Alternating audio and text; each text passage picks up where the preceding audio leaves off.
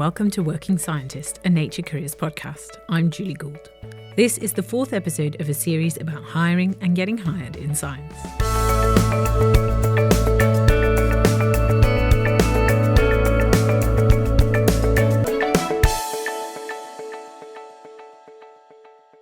In 2024, the Nature Careers team ran a survey to try and understand what the scientists who are hiring scientists know about hiring and how they do it. One of the things that the survey team wanted to know is how much negotiation happens in industry compared to academia. The survey showed that salaries, bonuses, benefits and contract length were all negotiated more in industry compared to academia. I asked Linda Nordling, the freelance science journalist who worked with the Nature Careers team to build and analyse the survey, why they thought this might be. What we heard from industry hires is that, first of all, I think there's an expectation that industry is more of a negotiating game, like it's a job that you do for pay. It's not the same sort of idea of academia where, you've got a vocation and you're doing it for the great benefit of mankind, and you maybe don't realize that you can actually negotiate salaries. You probably do think that a university's budget isn't very flexible. And also you read in Nature and elsewhere about how poor the salaries are. So I guess it kind of maybe creates a feeling of, I better not kind of rock the boat or whatever. But the message that comes across is that you can. I mean, sure, it was a higher percentage that negotiated, benefits in industry, but even in academia, 28% negotiate compensation package. So that's almost a third, or just over a quarter. So if you do ask for see if there's more compensation or maybe other benefits that you can get, you're not going to be like completely coming from Mars. The others have done the same. And the worst that can happen is they say, sorry, but there might be something that you can gain. Boston-based recruitment consultant Lauren Solano from Propel Careers says that in industry, the base salary numbers don't vary hugely between companies, but those aren't always the things that people negotiate for. Companies I work with to recruit for, and many companies do this, they benchmark compensation. So it's important for organizations to benchmark compensation. So as they're building their career ladders, for scientists, the ranges are X to Y. For senior scientists, it's, Z to A and et cetera, et cetera. So that way there is some consistency of salary banding. So you can pull information, you can benchmark around companies of similar size, companies of similar stage, companies that are, also public or also private. You can categorize by different areas. So oftentimes if people get multiple offers, they're usually within a given range. The different pieces though, benefits can be very different among organizations. Culture can be very different among organizations.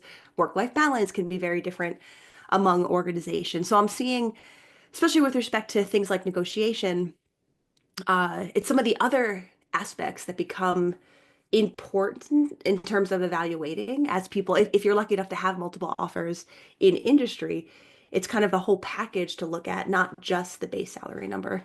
Lauren believes that one of the reasons there might be less negotiating room in academia is because of the way budgets are structured. In the academic world, budgets tend to be more constrained due to how the grants are funded and due to the allocation of resources from the grants. So there tends to be less negotiation room because of that. Also, for many organizations, there are kind of salary guidelines for what, PhDs are paid, of course, what postdocs are paid. NIH helps set some of this guidance.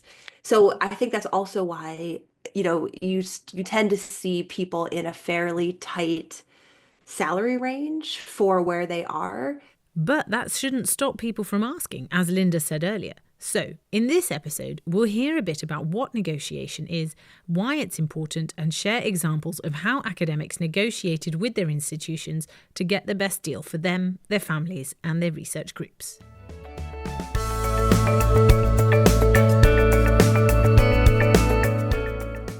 David Perlmutter is a professor in the College of Media and Communications at Texas Tech University in the USA. He's been writing about higher education, hiring and negotiation for years, And one of the first things he did when we spoke was offer me some advice. So I thought one of the first things I would do is share that with you. In any negotiation, the most important consideration is to put yourself in the position of the person on the opposite end of the phone or Zoom or table from you. Like, what are their motivations? What do they want, right? And ideally, if you're a department chair, when you're hiring somebody, you're not hiring somebody for the fall, next semester. You're hiring somebody for 7 years later. With that in mind, it's worth considering what a negotiation actually is. Jen Heemstra, the chair and professor of chemistry at Washington University in St. Louis, USA, says that often a negotiation is portrayed as this win-lose situation. You either come out of it and you're a winner, or you come out of it and you're a loser. But that might be the case, like if you're, buying a new car or something like that, right? You can win or you can lose, and then you're probably going to part ways and never see that person ever again. But in an academic negotiation, if there's a winner and a loser, then you've really both lost. This is not how you want that long-term relationship that David Perlmutter described to start. You don't want to be the one party, whether it's the university or the candidate, feeling bad, feeling undervalued, and feeling like you're not supported. And so really, really important in any negotiation is to approach it trying to find a way that everyone wins, right? That you're able to achieve these mutual goals that everyone wants to happen. And that, you might have disagreements about how to best do that, but always to keep that in mind, that if you're negotiating for, say, your startup package for your lab, you want to get what you need to be successful. And nobody wins if they invest a whole bunch of money in you, but it's not enough for you to buy all of the equipment you need for your research program. And so, you might not get everything that you ask for, but if you frame it that you're asking for these things because this is what you need to be successful, then that puts you in the right position to negotiate. Another thing to keep in mind, and this is particularly important for those scientists doing the hiring, is that the new hires, and often the younger ones, are new to negotiating. One of the things I advise is understanding that we should not be taking advantage of a beloved future colleague, because this is a real problem. Most graduate students, even postdocs, have never negotiated anything in their entire lives except with their parents. So they're coming into a business negotiation, which may determine the rest of their life, completely unarmed. That's why I want to stress it's not a battle. We want to hire somebody who starts the job and is very happy about their situation and stays with us doing great work. And so we should not in any way use our own skills as a negotiator to win a negotiation. So early career researchers and negotiating novices, listen up. David shared a few of his main tips with us on how you can put yourself in the best possible position to start your job feeling good and feeling valued.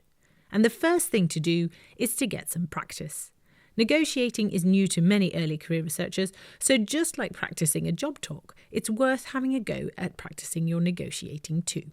Find an older friend who may be like a former department chair or something like that. Practice negotiations. Go into it feeling comfortable. Don't have flop sweat, as we call it here in the colonies. Nervousness with going into the negotiation. You got to strike that balance between confidence and not coming off as arrogant. And I think practice makes better perfection for that. The next thing to do, says David, is to put your research skills to good use. Make sure you have researched what you are worth and also what you need to do the job that you're being hired to do. So imagine this. You're starting out at say, let's say a research university. The shorthand here in the United States is R1, Research 1, Carnegie, very highest research university, in the tenure track in the chemistry department.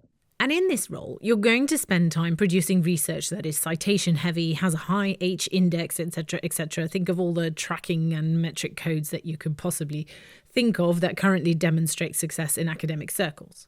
And you'll also be expected to bring in lots of grant money, support students, etc., etc. The list is long. So the question you have to ask yourself before negotiating is, what do you need to be successful? Do research on that. Talk to your professors, talk to other professors at other universities, look at what the second and third year hires of that department are doing. Look at their CV of the 2 years that they've been on the job. That will give you a good indication of what you can negotiate for when you're starting a new position. Not only that, but it'll also help you decide if the institution that is offering you a role has the infrastructure to support your goals. And this is what Margot Smith did when she was fortunate enough to be in a position where she was offered jobs at multiple institutions. Margot is a junior group leader at the Center for Plant Molecular Biology, or ZMBP, at Tübingen University in Germany. But before choosing this institution and negotiating, she compared 2 offers and assessed them based on her needs for her new lab and research. The first thing she considered was what was being offered. At Tübingen University, she would be arriving into a kitted-out lab, so there was no need for a large startup package to help cover the costs of equipment. So I didn't need to buy PCR machines or arrange grow facilities for the plants. And basically had a small lab budget. I had like 10K sort of startup, and I get a yearly like 6,600 for consumables. And that's not like a crazy monetary amount, but actually what's the most valuable is basically a PhD student position and a technician for the whole 6 years. At the other place I was interviewing, it was a monetary amount that would have been sufficient to hire a PhD student and a part-time technician.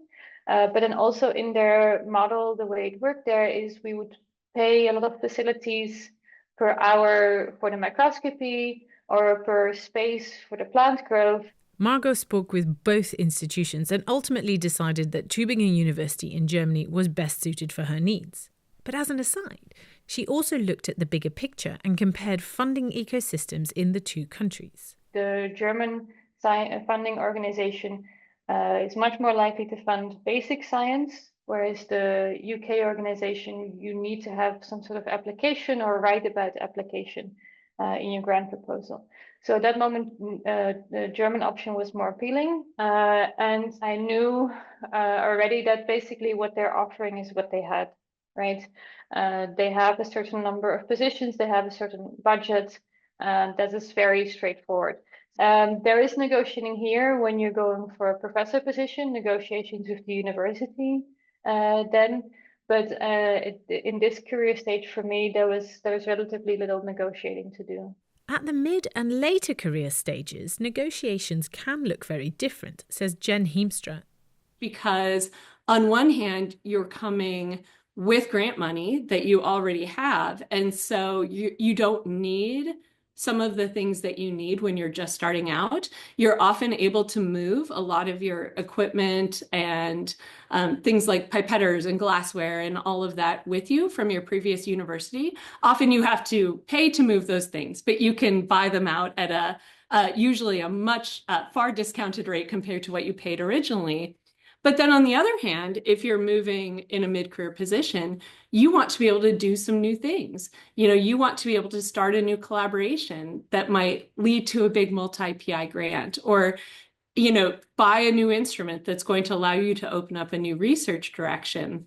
Chances are that in this stage of your career, you're not just moving yourself, but you're moving your whole research group too. And so you have to think about negotiating a moving expense stipend for your group so that they don't, their move is covered as well. You have to think about, if someone in your group has to pay to break a lease where they're living because your lab has decided to move, are there ways that you can have the money and the flexibility to be able to reimburse them for that? You want to think about things like if everyone in your lab has to stop doing research for a month so that you can move. Maybe you want to negotiate money to cover your personnel during that time so that you don't have to be paying them off of your grants while they're moving instead of doing research. And so whatever the role you're going for, it's clear that it's worth knowing what you can potentially negotiate for. As David Perlmutter and Jen Heemstra both said, do your research to find out what you need to make your next career position a success.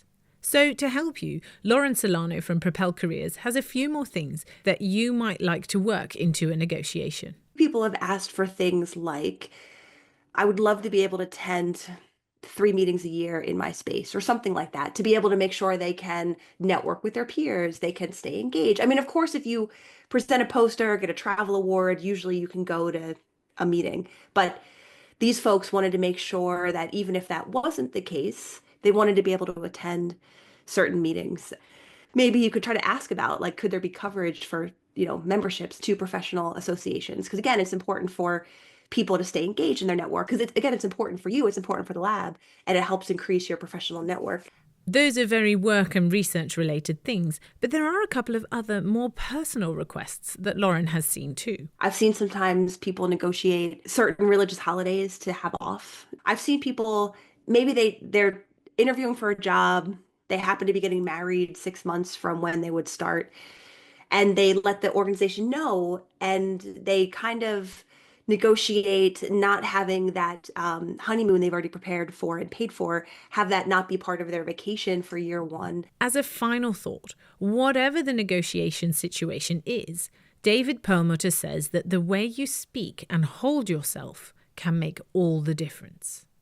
I think tone and phrasing are very important. I say that as a communication professor. There's an old saying that some people can make friends by the way they say no, and some people can make enemies by the way they say yes. And that applies to negotiations.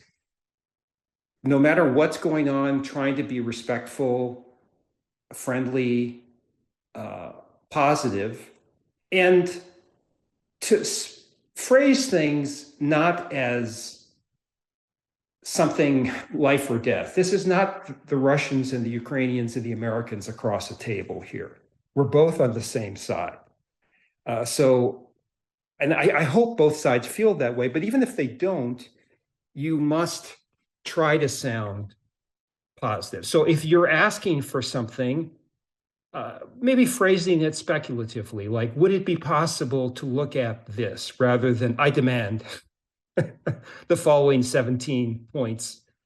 Now, it may be that you decide in the end to walk away.